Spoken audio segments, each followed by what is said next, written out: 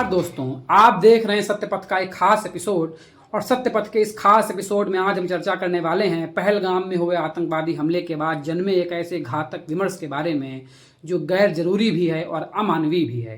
दरअसल 22 अप्रैल को पहलगाम की बैसरन वैली में पाकिस्तान से आयातित आतंकियों ने कायराना हमला करके हमारे देश के 27 लोगों को मौत के घाट उतार दिया।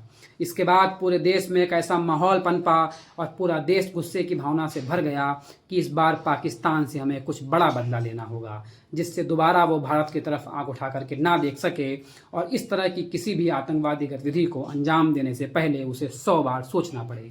यहाँ तक तो ये विमर्श ठीक था, पर इसके बाद सोशल मीडिया में और न्यूज़ चैनलों में ऐसा विमर्श होने लगा कि आतंकवादी हमले तो पहले भी हुए हैं। जैसे पुलवामा में सेना के सीआरपीएफ के 40 जवानों के ऊपर आत्मघाती हमले में उनको शहीद कर दिया गया था।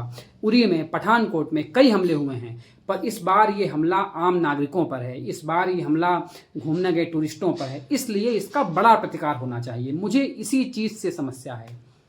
हम ये कहना चाह रहे हैं कि भारतीय सेना पर हमले होते थे, राष्ट्रीय राइफल्स के सैनिकों पर हमले होते थे, जम्मू कश्मीर पुलिस के ऊपर हमले होते थे, तो वो उतनी बड़ी बात नहीं थी। क्या ये ज़्यादा बड़ी बात है कि इस बार आम नागरिकों पर और घूमने गए सैलानियों पर हमला हुआ है? ये बड़ी बात है, वो बड़ी बात नहीं थी। हमें उस समय भी जब पुलवामा में के हमारे सैनिकों पर हमला हुआ या जब भी कभी हमारे किसी भी सैनिक पर हमला होता है, देश में इसी तरह का गुस्सा, इसी तरह का उबाल होना चाहिए कि हमें इतनी ही बड़ी कार्रवाई करनी चाहिए जिस बड़ी कार्रवाई की मांग हम आज कर रहे हैं। क्योंकि अगर हम ऐसा नहीं करते हैं तो हम आम नागरिकों में और सेना के जवानों में एक ऐसा विभेद करने का प्रयास कर रहे हैं जो कि नाजायज़ है और जो घातक भी है। क्या हम ये नहीं मानते कि सेना में भर्ती होने वाले नौजवान वो किसी माता पिता के बेटे नहीं हैं, या किसी बहन के भाई नहीं हैं, या किसी बेटी के पति नहीं हैं, या किसी बच्चे के पिता नहीं हैं? हमें ये बात सोचना होगा कि वो भी उतने ही किसी परिवार के हैं जितने कि आम नागरिक जिनकी इस आतंकवादी हमले में जान चली गई है।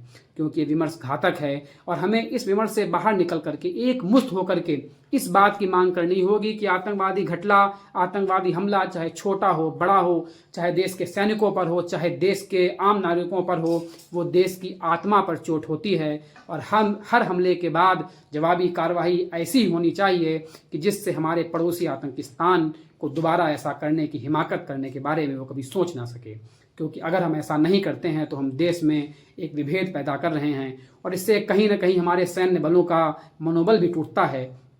जैसा कि अभी हाल ही में सुप्रीम कोर्ट में कुछ लोग ऐसी पीआईएल लेकर के गए थे कि क्या इस सुरक्षा में भारी चूक है, तो सुप्रीम कोर्ट ने भी यही टिप्पणी की थी कि इस तरह की याचिकाएं ला करके आप हमारे भारतीय सेना का मनोबल तोड़ना चाहते हैं, जो कि बिल्कुल गैर जरूरी है और घातक भी है।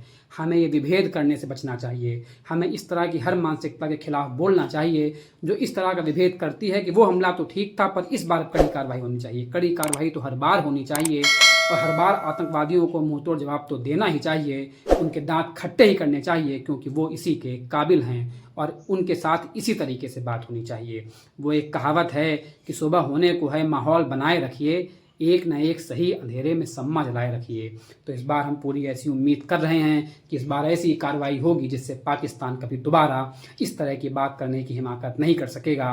और हमें इसी विमर्श पे चलना है कि हम सब एक हैं। हमला चाहे जिसके ऊपर भी हो, वो भारत की आत्मा पर हमला है, वो भारत की एकता पर हमला है, वो भारत की अखंडता पर हमला है। और हमें भारत की एकता, अखंडता और आत्मा को एकजुट रखना है, अपनी सॉवर्निटी को बचा करके रखना है। पर आप देखते रहिए सत्यपथ, क्योंकि सत्यपथ में आपको मिलेगा ऐसा ही विश्लेषण जो आपके लिए होगा नया और दे के जाएगा आपको कुछ। और अब हमको भी आवश्यकता है आपके साथ की, क्योंकि आपका साथ ही हमारी पूंजी है। तो लाइक करिए, शेयर करिए, सब्सक्राइब जरूर करिए और देखते रहिए सत्यपथ। धन्यवाद।